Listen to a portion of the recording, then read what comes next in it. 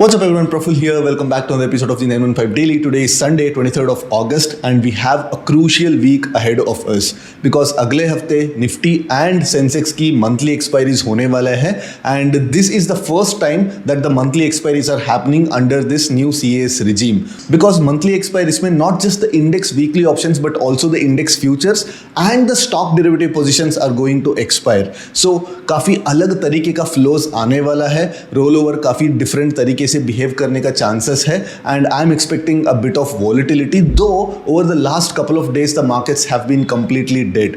Even on Friday the markets were stuck in a small 50 point range and the straddle opened at a meagre 170 points. Of course open होते ही 180 तक spike हुआ but after that there was again a linear crush from 180 to 155. So Nifty straddle closing at 155 rupee premium on a Friday going into the weekend of monthly expiry, especially when the VIX is trading somewhere around 11 is completely out of my comprehension. But yes, जो realized volatility है वो implied volatility से काफ़ी कम level पे trade कर रहा है. Even on Thursday when the Nifty straddle opened at a meager 85 points, the entire day the market stayed within 75 points. So that way the option writers are still making money shorting these premiums, but all it takes is one day for the markets to give a 200-300 point of a move either sides and that would suddenly lead to a repricing of premiums. On Friday, I observed something interesting. After a very long time, I saw almost all asset classes in green. On Friday, Nifty was in green. Precious metals like gold and silver were in green. Crude oil and natural gas was in green. And even India VIX was in green. India VIX was up 4% while Nifty closed in green. 24,000 के आसपास एक gap था. Nifty ने वो gap fill किया and उसके बाद almost 250 point का मूव दे दिया है in a span of less than 2 days. And in spite of that India VIX from 10.5 it has crossed again to 11. But one concerning thing is that over the last couple of sessions crude oil has sharply moved up. So does the market know something that we don't? Time has to tell. But tomorrow Monday is 1 DT ahead of Nifty's monthly expiry and हमको थोड़ा cautious होके trade करना पड़ेगा. कैसे trade करेंगे? Let's get to the terminal and let's see. All right. So on this particular day when I made the video I categorically said that अगर markets इस gap को fill करेगा and अगर markets इस point पे आएगा तो this would be an excellent point to actually go long. मैं positionally भी आप long जा सकते ये बोला था and in fact I went on a limb and said that आप synthetic futures है even ITM options ITM put options को भी हम लोग short कर सकते हैं. And notice that within the span of less than 2 trading sessions 24,300 तक almost 250 points का एक up move दिया है and ऐसे लग रहा होगा कि 250 points is what hardly 1%. But if you notice the last couple of weeks Nifty took almost 15 trading sessions just to travel around 600 points. 24,700 से लेके 24,050 तक ट्रैवल करने के लिए 600 पॉइंट्स ट्रैवल करने के लिए निफ्टी ने 15 सेशन लिया. मतलब on an average Nifty travel कर रहा था 40 points in 1 session. But just 3 session में मतलब 2 सेशंस में मार्केट्स ने 250 पॉइंट्स ट्रैवल किया है विच मीन्स दैट ये जो फॉल में जो पेस था उसका 3 गुना पेस से मार्केट्स ने ऊपर गया है. It means that this 24,000 level is a very important support now. तो मार्केट्स यूजुअली 24,000 लेवल्स को ब्रीच नहीं होना चाहिए and people who made long positions here they would have been sitting on a decent mark to market gains and if you notice the realised volatility is much lower than what the premiums are implying. So जब straddle 170 पे open हुआ Friday के दिन मैंने तो completely give up कर दिया because there is no point shorting premiums at such levels. But the markets realized volatility behaved well within what the premiums were implying. अगर मैं लोअर टाइम फ्रेम पे जाके दिखाऊं तो पूरा दिन मार्केट्स अगेन 40-50 पॉइंट के ऊपर ज़्यादा मूव नहीं किया. Like if you bar this first 5 minutes का कैंडल छोड़ेंगे तो 24,250 के आसपास मार्केट्स ने होवर किया है प्लस और माइनस 30 पॉइंट्स में. तो पूरा दिन मार्केट्स ने काफ़ी टाइट रेंज में घूमा है and yes of course there have been these ugly candles which is kind of completely spoiling how the charts actually look. ये जो CAS का कैंडल्स जो है काफ़ी अगली तरीके से प्रिंट हो रहा है but I mean with time probably it should course correct itself. ठीक है. So this week as I said is the week of monthly expiries and first time we are witnessing stock futures and stock options giving a close or giving the settlement based on the auctioning.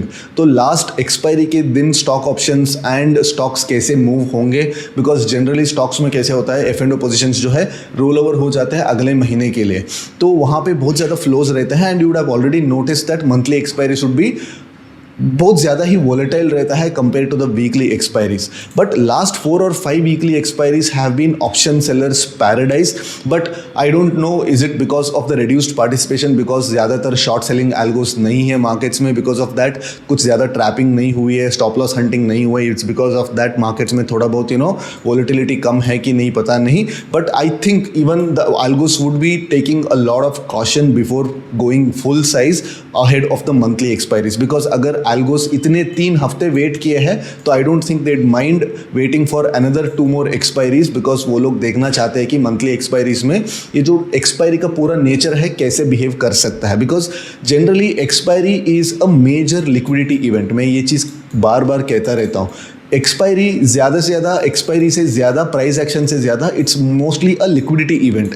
Because इतना ज़्यादा liquidity आ जाता है markets में, इतना ज़्यादा positions बन जाता है मार्केट्स में, तो कैसे पोजीशंस बनी है उसके बेसिस पे मार्केट्स कैसे मूव करेगा वो डिपेंड करता है. इवन द लास्ट 30 मिनट्स भी आप देखे रहेंगे कि मार्केट्स नीचे नीचे गिरता रहता है. लास्ट 5 या 10 मिनट में मार्केट्स ऊपर आ जाता है, so that the expiry happens at a round number और एक्सपायरी, वो जो दोनों प्रीमियम सी और पी का दोनों प्रीमियम्स को जीरो करने के लिए यहाँ पे एक मूव आ जाता है. So it is basically a liquidity event, and monthly expiries में जनरली और ज़्यादा लिक्विडिटी रहता है एंड थोड़ा बहुत एक्सटेंडेड वॉलिटिलिटी रहती है. So because of that I feel that even the institutions who would be waiting for some sort of a clarity about this CAs, they would still wait out for this monthly expiries. Now whether it's going to be a volatile expiry और not, time has to tell.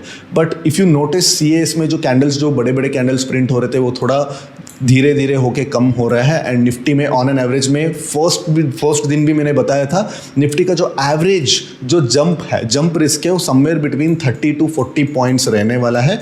तो straddle जो है आगे जाके 315 के आसपास 40 points के आसपास होवर करने वाला है, 40 to 50 पॉइंट्स के आसपास होवर करने वाला है. बट प्रॉब्लम ये आती है अगर 80 रुपीज़ के आसपास स्ट्रैडल ओपन होना शुरू करेगा, because you can notice that already 150 rupees पे आज स्ट्रैडल क्लोज्ड है फ्राइडे के दिन. तो मोस्ट प्रॉब्ली 130 पे कल स्ट्रैडल खुलेगा एंड 110 पे 1DT पे क्लोज होगा एंड प्रॉब्ली अगेन 80 रुपीज़ पे ऑन 0DT ओपन होने वाला है. तो 80 to 40 सिर्फ ये 40 पॉइंट DK कैप्चर करने के लिए अगर कोई ट्रेड कर रहा है तो then he would be taking an insane amount of gamma risk for this 40 points of crush.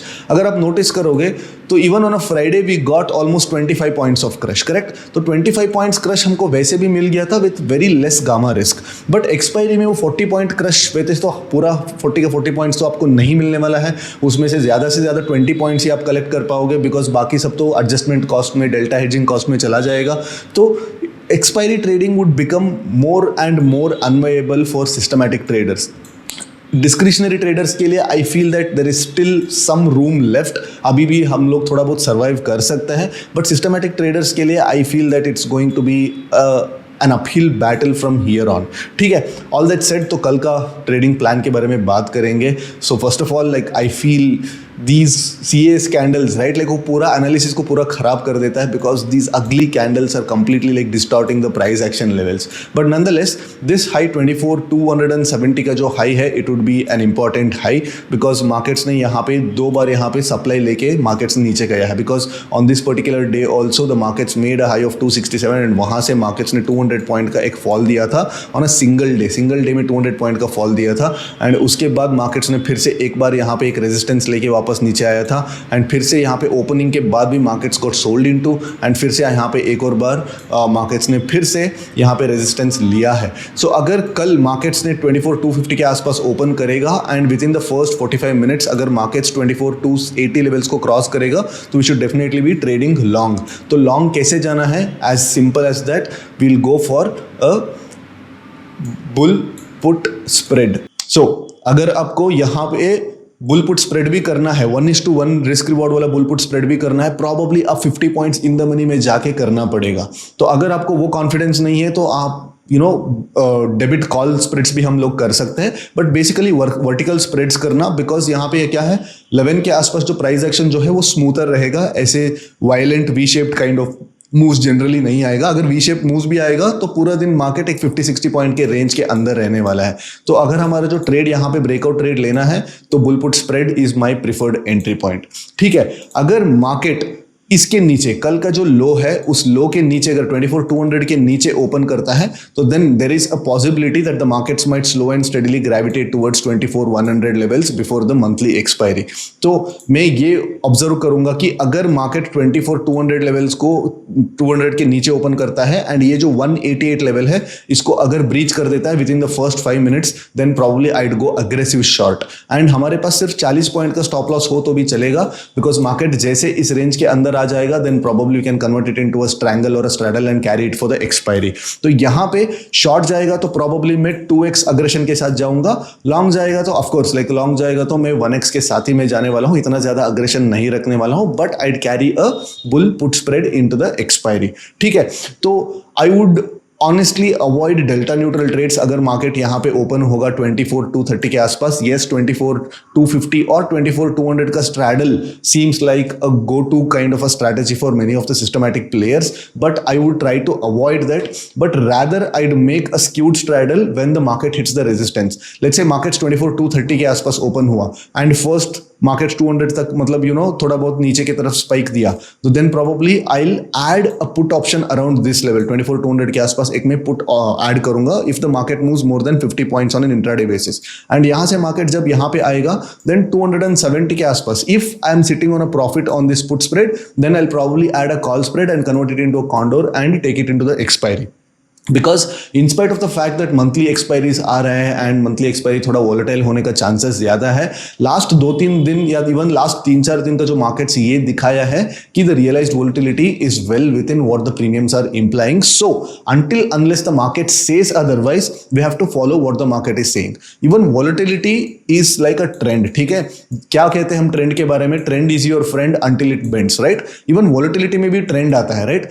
In some days like where the markets are constantly volatile and continuously V shape and W shape kind of moves करता रहता है and वो करने का chances ऐसे ही ज्यादा रहता है।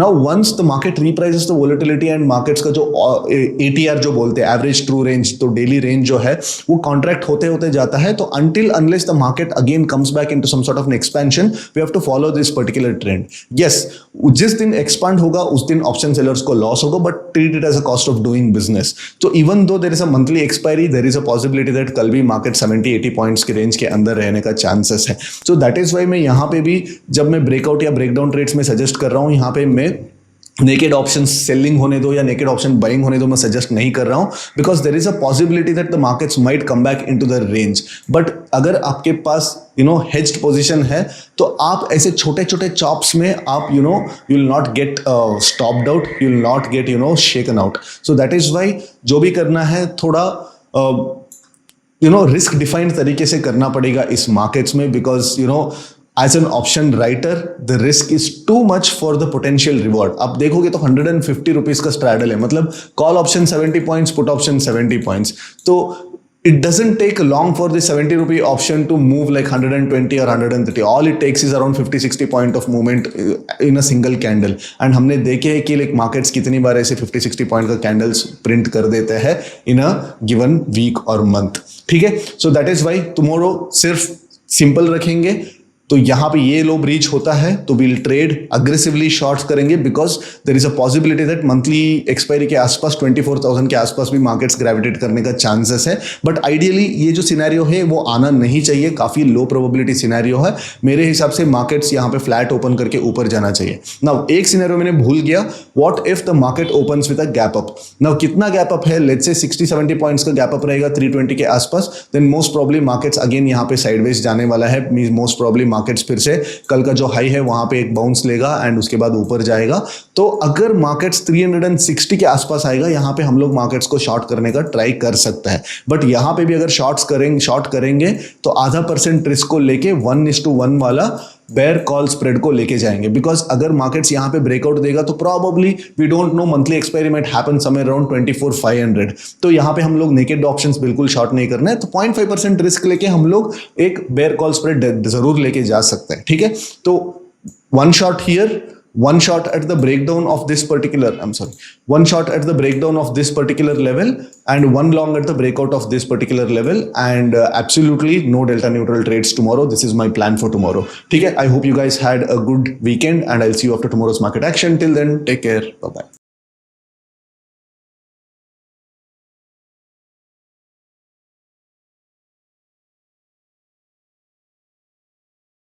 Investment in securities market are subject to market risks. Read all the related documents carefully before investing. Please read the risk disclosure documents carefully before investing in equity shares, derivatives, mutual fund, and or other instruments traded on the stock exchanges.